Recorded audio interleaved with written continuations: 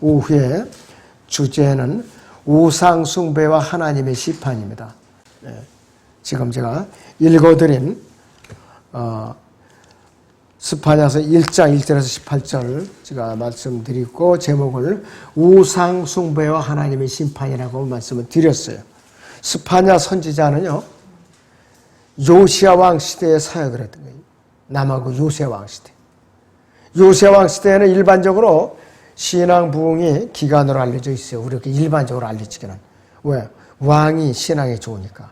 또 개혁을 했죠. 그리고 국가적으로도 분명히 오형적으로 이게 중흥이 되고 있어요. 부흥이 되고 있었어요. 그러나 스파냐는 이 왕국 안에 뿌리 깊이 박혀 있는 죄악들을 지적을 했고 아울러 또 다가올 심판에 대해서 예언을 한 사람이 스파냐 선지자예요. 그래서 스파냐는 왕족 출신이에요. 왕족. 히스기야의 현손이면 히스기야의 5대 손이라는 뜻이에요. 왕국 속에 있는 부패한 것들을 일일이 지적을 했고 다른 선지서들과 마찬가지로 스파냐의 예언도 당시 이 왕국에 대한 심판인 바빌론의 침입에 대해서만 한정되지 않고 더 미래에 있을 큰 환란에 이제 큰 환란과 예수 그리스도의 지상 재림에 초점이 맞춰져 있어요. 특히 요엘 선지자와 마찬가지로 주의 날에 대해서 강조를 하고 있어요. 그래서 그날을 또 재앙의 날이라고도 말하고 있어요. 스파냐 선지자는 먼저 남한국 유다의 죄들을 지적하고 있죠. 스파냐서 1장 4절을 봅니다. 내가 또한 유다와 예루살렘의 모든 거민들 위해 내 손을 뻗치리라. 내가 이곳으로부터 바알의 남은 자와 크마림의 이름을 그 제사장들과 더불어 끊어버리리니 이랬어요. 지붕들 위에서 하늘의 군상을 경배하는 자들과 주로도 맹세하고 말캄으로도 맹세하며 경배하는 자들과 주로부터 돌이키는 자들과 주를 찾지도 아니하고 그분께 구하지도 아니하는 자들이라 그랬습니다. 현 세상하고 똑같아요. 지금하고. 재앙의 날은요, 이때에는 예루살렘과 예루살렘을 다스리는 통치자들이 벌을 받을 것이에요.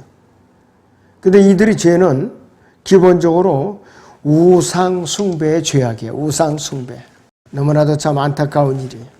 스파냐 1장 5절에서 6절을 보겠습니다. 지붕들 위에서 하늘의 군상을 경배하는 자들과 주로도 맹세하고 말캄으로도 맹세하며 경배하는 자들과 주로부터 돌이키는 자들과 주를 찾지도 아니하고 그분께 구하지도 아니하는 자들에게니라 했습니다.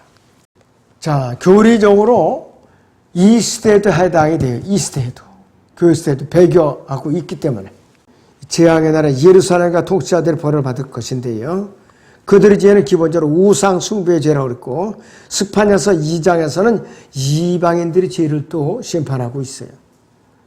그래서 그 심판은 아모스 1장에서 마찬가지로 그 땅의 주변 국가들에 대한 심판의 메시지예요. 그런데 이 스파냐서 3장에서는 남한국 유다의 죄악을 지적하고 있는 것으로 시작을 해서 이방인들의 심판과 함께 이스라엘의 회복으로 이제 매듭을 짓고 있어요. 이 회복 가운데서 그들은 영예를 얻을 것이라 이것이요. 요시야 왕은요, 8살에 왕위로 즉위한 사람이에요. 8살에. 이건 나이가 좀 어리고 말이 어눌한 아이들은 말하기도 바빠요. 근데 그때 왕이 된 거예요. 왕. 주를 위한 아주 열심을 냈던 사람이에요. 그 사람은 특별히 우상 숭배 척결에 누구보다도 열심을 보였던 사람이에요. 이러한 요시야 왕 시대에 이와 같은 우상 숭배의 예언이 나온다는 것은 모순적인 내용 같지만은 그렇지 않다 이거죠. 요시야 왕의 그 왕의 열심과 관계없이 고관들과 백성들의 죄가 어떠했는지를 우리는 알 수가 있는 거예요. 성경을 통해서.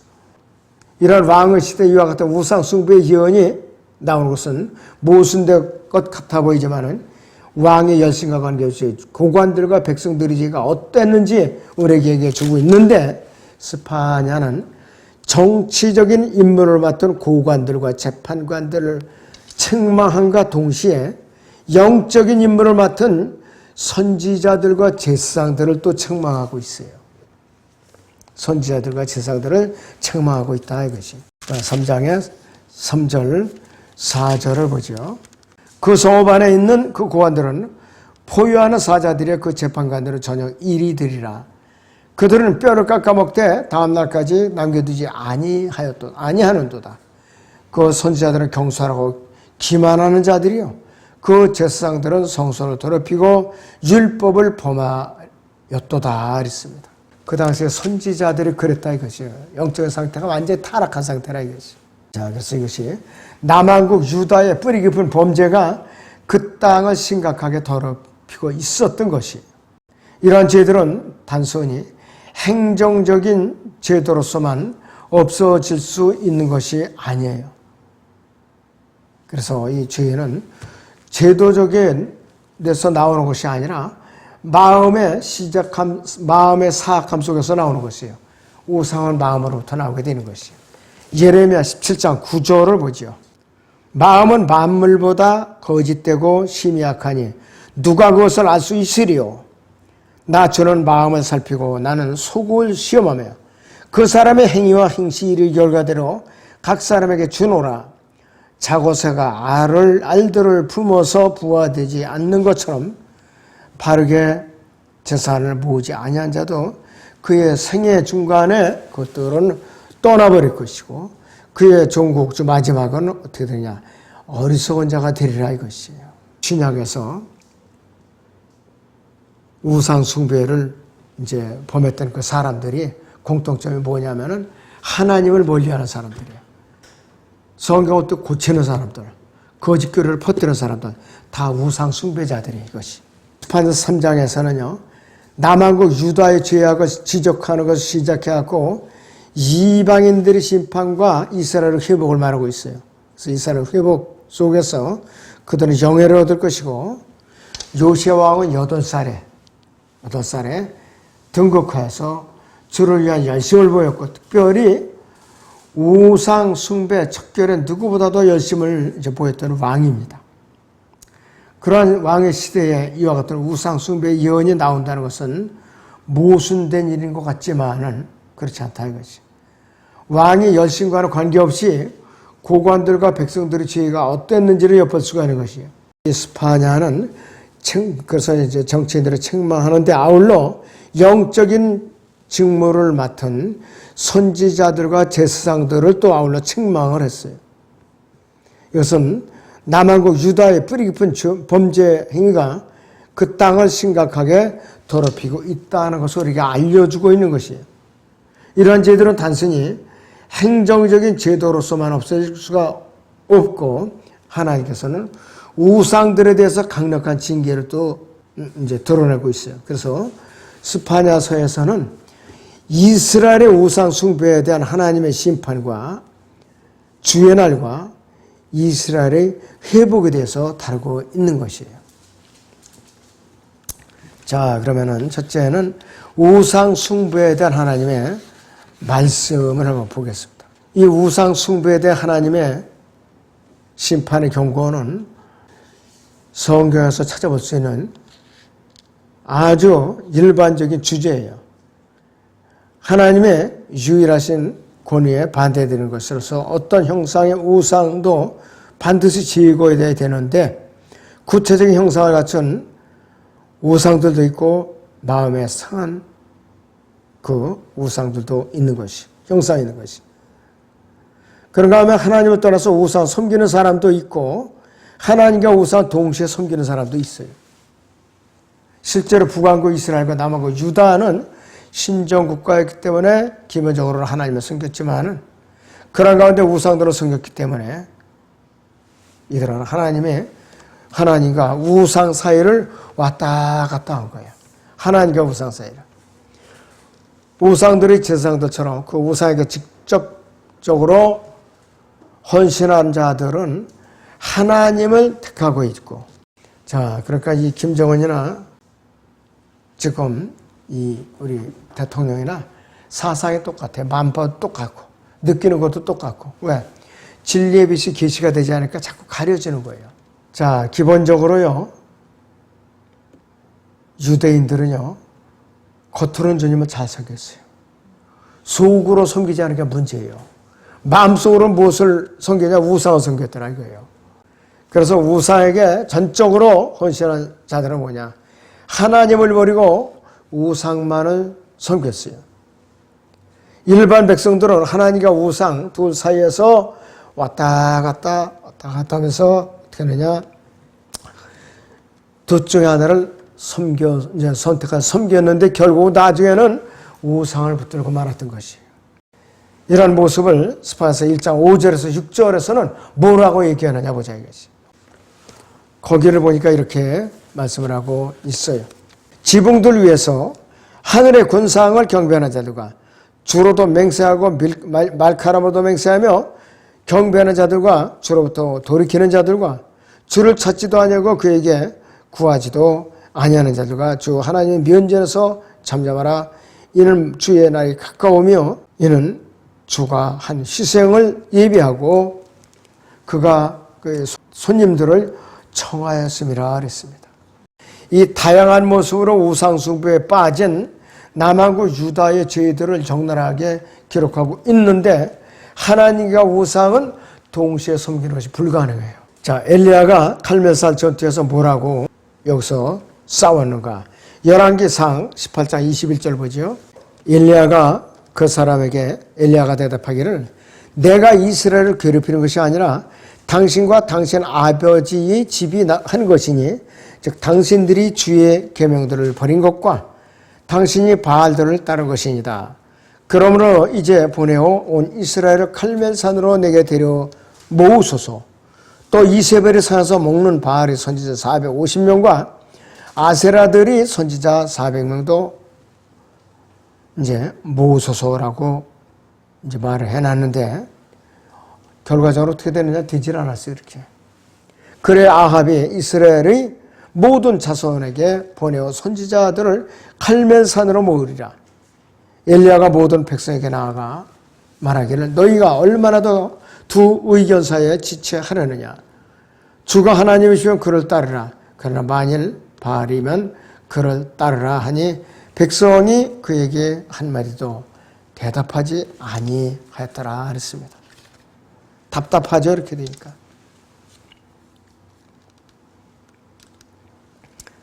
다양한 모습으로 우상 숭배에 빠진 남한국 유다에 대해서 적나라하게 폭로하고 있는 것이 하나님과 우상을 동시에 섬기는 것에 대해서는 일찍이 엘리야가 너희가 얼마나 더 두 의견 사이에서 지체하겠느냐.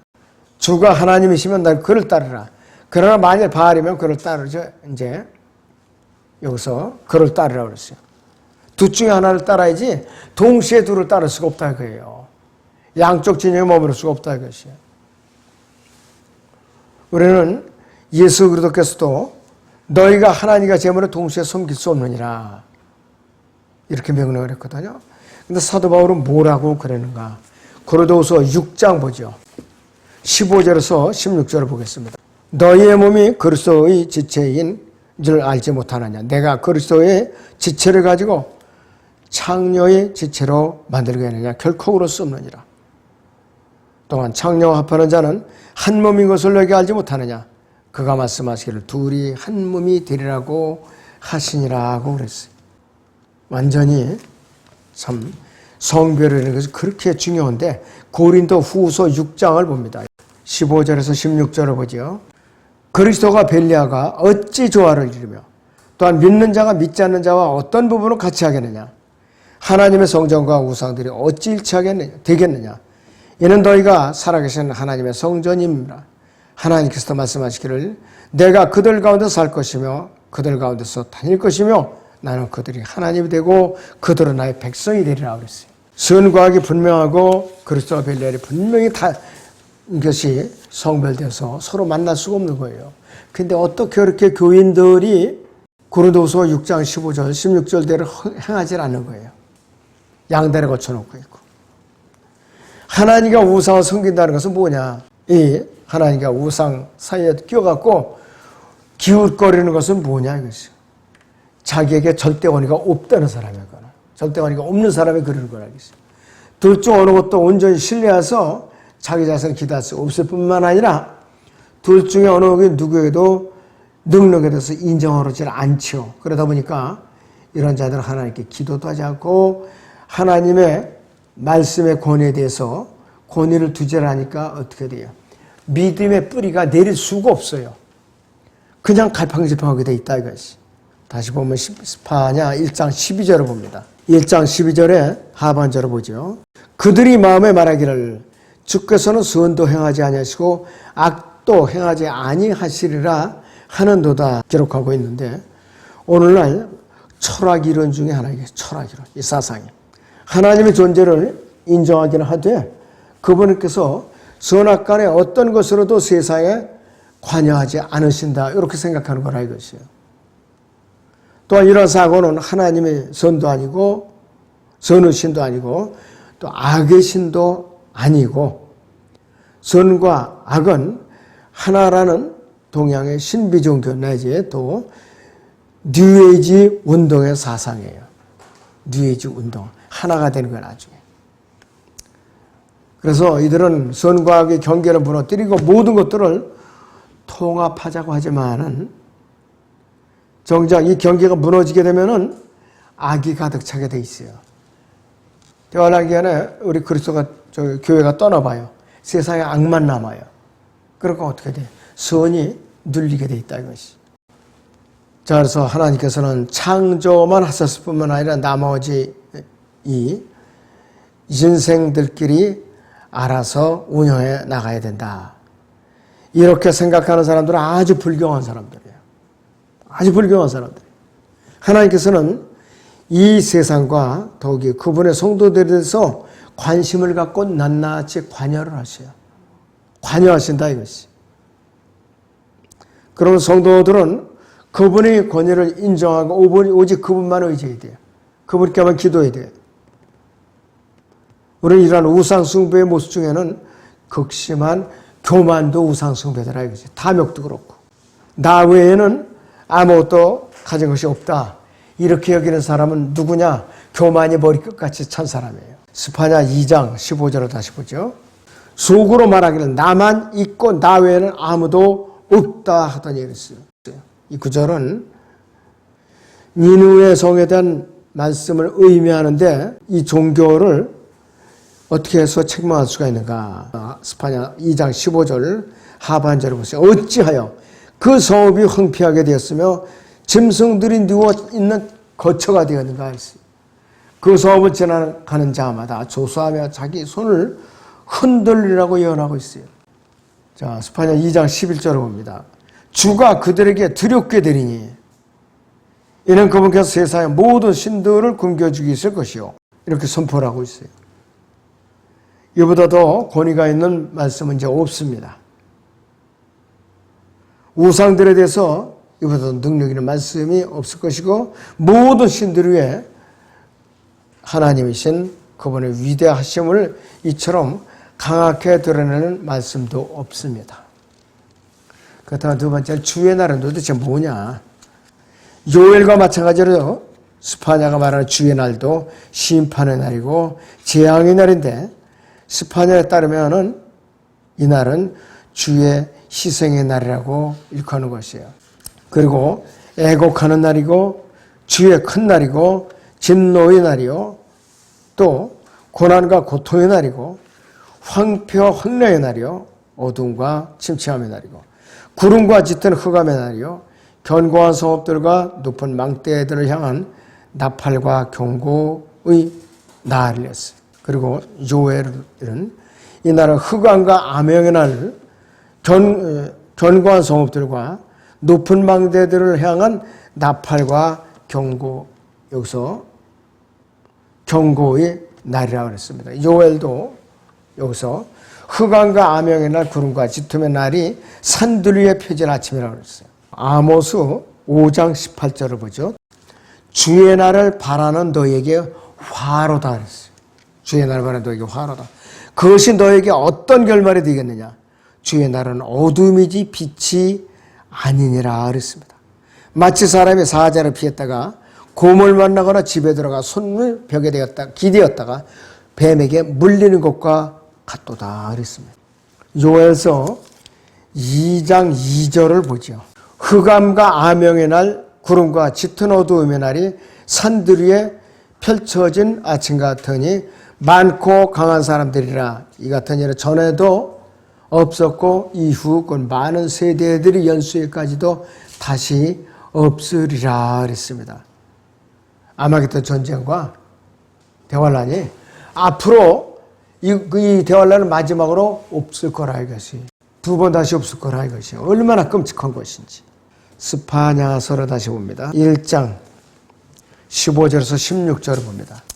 그날은 진노의 날이요 고난과 고통의 날이며 황폐와 황량의 날이요 어둠과 침침함의 날이며 구름과 짙은 흑암의 날이요 그랬습니다. 방벽진 성읍들과 높은 망대들을 향한 나팔과 경고의 날이라. 여러 가지 말로 표현이 되죠. 주의 날이. 진노의 날, 고난과 고통의 날, 황폐와 황량의 날, 어둠과 침침함의 날, 구름과 짙은 흑암의 날, 그 다음에 방벽진 성읍들과 높은 망대들을 향한 나팔과 경고의 날 이렇게 표현하고 있어요. 자, 그래서 스파냐서는 주의 날을 희생이라는 용어가 들어가 있어요. 희생의 날. 1장에 스파냐 1장 8절을 다시 봅니다. 주의 희생의 날이 오리니 내가 고관들과 왕의 자녀들과 이방의 예복으로 옷 입은 모든 자들을 벌할 것이라 그랬어요. 주의 날에서 희생이라는 용어가 나온다 했어요. 그건 뭐냐? 재물을 나눠서 먹는 잔치의 개념인데요. 별로서 아주 바람직한 소식은 아니에요. 7절을 보시면 주 하나님의 면전에서 잠잠하라. 이는 주의 날이 가까우며 이는 주가 한 희생을 예비하고 그가 그의 손님들을 청하셨습니다. 그랬습니다.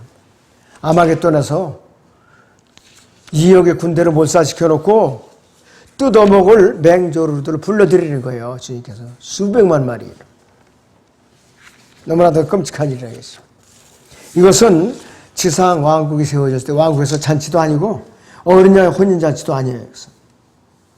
이 잔치의 이름이 요한계시록 19장 17절을 봅니다. 또 내가 보니 한 천사가 해에 서 있는데 그가 큰 음성으로 외쳐 하늘 한가운데로 날아가는 모든 새들에게 말하기를 와서 위대하신 하나님의 만찬에다 참게 모여 그랬습니다. 위대하신 하나님의 만찬. 이것이 바로 이름이 위대하신 하나님의 만찬이에요. 얼마나 끔찍하냐 이것이.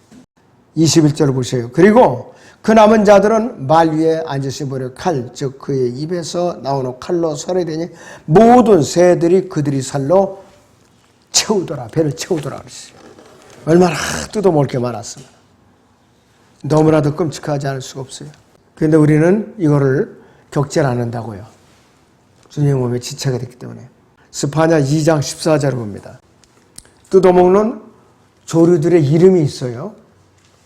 민족들의 모든 짐승 떼들이 그 땅의 한가운데 드러놓을 것이요 가마우저 헤어라게는 기둥의 상인방 위에 길들일 것이며 그것들이 목소리가 창문들에서 노래할 것이요 문지방에는 황량함이 있으리니 이는 그가 백향목으로 지은 것을 벗길 것임이라 했습니다. 끔찍하죠 장면을. 말이 이렇지 끔찍한 거라 이것이. 여기서 스파냐서 3장 8절을 보세요. 주가 말하노라 그러므로 너희는 내가 일어나서 먹이로 삼는 날까지 나를 기다리라. 이는 내 결심이 민족들을 모은 것이니 내가 왕국들을 모아서 그들 위에 내 분노고 나의 모든 경로를 쏟으리라. 이는 온 땅에 내 질투의 불로 삼켜질 것임이라 그랬어요. 아마겟돈을 불러갖고 질투의 불로 삼킨다고 하는데 여러분 요한계시록 19장 보세요. 뭐라고 표현이 되어 있나 이것이. 21절. 그리고 그 남은 자들은 말 위에 앉으신 분의 칼, 즉 그의 입에서 나오는 칼로 살해되니 모든 새들이 그들이 살로 배를 채우더라 했어요. 입에서 나오는 칼, 뭐 큰 장검이 아니라 성령의 입김이에요. 입김. 확 잘라버린다 이것이. 그러고 나서 이 주변국들을 다 심판해갖고 이스라엘의 그 팔레스타인을 다 차지하는 거예요. 자, 스파냐 2장 4절을 보세요. 어떤 민족들인가 도대체. 이는 가자가 버림을 당할 것이요 아스클론이 황폐하게 될 것이며 사람들이 대낮에 아스도솔 쫓아낼 것이요 에클론을 뽑히리라. 해변에 가면 크렛인들이 민족에게 화 있으리라. 주의 말씀이 너희를 대적하느니라. 오 필리스타인들이 땅 하나하나 내가 너를 멸하리니 거기에 거민이 없으리라 했습니다. 주님께서 오시면은 이스라엘만 심판하시는 거 아니에요. 주변 국가도 다 그렇게 심판하셔요. 주변 국가도. 그런데 해변에 가면은 필리스타인들을 말하는 것이 지금. 그리고 크렛인들은 그리스 남쪽에는 크레테라는 섬이 있어요. 거기서 이주해온 사람들로서 필리스타인들이 기원을 이루는 사람들이에요. 그런데 이런 지역이 앞으로 이스라엘의 영토로 다 편입이 된다는 소리예요. 이스라엘의 영토. 스파냐 2장 8절을 보죠. 내가 모압의 비방과 암몬 자손의 욕설을 드러나니 그들이 내 백성을 비방하였고 그들이 경계를 그들 스스로 확대하였느니라 그랬습니다. 가자와 아스클론 또는 아스돗과 에크론 이들이 스파냐 2장 5절은 해변의 거민들이에요. 이들이 다 대환란을 거쳐가지고서 이스라엘 영토에 다 편입된 사람들이에요. 그러면 이제 이스라엘이 이 과정을 거치고 나서 이제 회복이 되는 거예요. 회복. 이방인들이 몰락된다는 것은 이스라엘이 회복이 된다는 거예요. 바로 이 큰 환란을 거쳐갖고 스파냐 선지자도 남은 자들을 통해서 회복이 된다는 걸 가르쳐주고 있죠. 스파냐 2장 9절을 보죠. 그러므로 만군의 주 이스라엘의 하나님이 말하노라. 내가 살아있거니와 실로 모압은 소돔과 같이 될 것이요 암몬 자손은 고모라 같이 되리니 곧 수액이 풀들이 자라고 소금구덩이들이 되며 영속적인 피어가 되리라.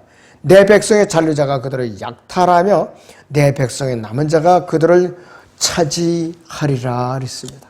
완전히 이스라엘이 이들을 갖다가 집어삼킨다는 뜻이에요. 이때에 순수한 언어가 회복이 돼요.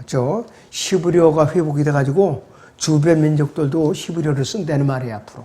그래서 이제 이스라엘은 위대하게 될 것이고 강하게 되고 회복이 되고 또 스파냐 3장 13절을 보세요. 어떻게 회복이 되는가. 이스라엘의 남은 자는 죄악을 행치 아니할 것이요 거짓말도 하지 아니하며 그들의 입에서는 속이는 혀도 찾아볼 수 없으리니 이는 그들이 먹으며 누울 것이나 아무도 그들을 두렵게 하지 못할 것임이라 그랬습니다. 시편 23편 5절인 대로 주께서 내 원수들이 면전에서 내 앞에 식탁을 마련하셨나이다. 말씀대로 지상 왕국이 이제는 벌어지면은 이스라엘이 세계의 우두머리 국가가 되죠. 그리고 이제는 사람들이 예물을 갖고 섬기러 와요. 스파냐 3장 15절을 보죠. 주께서 네 심판을 지하셨고 그가 네 원수를 쫓아내셨느니라. 이스라엘의 왕곧 주께서 네 가운데 계시니 네가 다시는 악을 보지 못하리라고 그랬어요. 이것은 뭐냐? 예레미야 31장에 있는 대로 이스라엘과 맺는 새 언약, 이제 환란을 거쳐서 회복되는 이스라엘과 맺는 새 언약을 말하는 것이에요. 히브리서 8장을 봅니다. 8절이요. 그들에게 허물을 발견하고 그가 말씀하시고 보라 그 날들이 오리라 주가 말하노라 내가 이스라엘 집과 유다 집과 더불어 새 언약을 맺으리라 그랬습니다. 이 언약이 영원히 가는 거예요. 영원토록. 그래갖고 남북이 합쳐지는 거 한 나라로 또 다시. 그렇기 때문에 이들에게는 더 이상 두려움도 없고 지치지도 않고 나약하고 처진 순도 없고 더 이상 이스라엘은 수치를 당하지 않고 모든 땅에서 찬사와 명성을 얻는 민족으로 회복이 되는 것이에요. 거기 스파냐 3장 19절을 봅니다. 보라 그때에 내가 너를 괴롭게 하는 모든 자를 파멸시킬 것이며 또 내가 저는 자를 구원하며 쫓겨난 자를 모으고 그들이 수치를 당했던 모든 땅에서 찬사와 명성을 얻게 하리라. 그때 내가 너희를 다시 데려오고 그때 내가 너희를 모으리니 이는 내가 너희 목전에서 너희의 사로잡힌 자를 돌이킬 때 너희로 땅의 모든 백성 가운데서 명성과 찬사를 얻게 하려 함이라 주가 말하노라 그랬어요. 이래서 출애굽기 19장 5절에서 6절에 제사장 국가로서 예언이 성취되는 것이에요. 우리는 지금 꿈에라도 빈말이라도 이스라엘을 저주하거나 헐뜯거나 그들을 멸시해서는 절대로 안 됩니다. 그들에게 복음을 전해서 구원받게 하지는 못할 망정 말이라도 빈말이라도 그들을 저주와 관련된 말은 절대로 해서는 안 돼요. 네, 기도하겠습니다.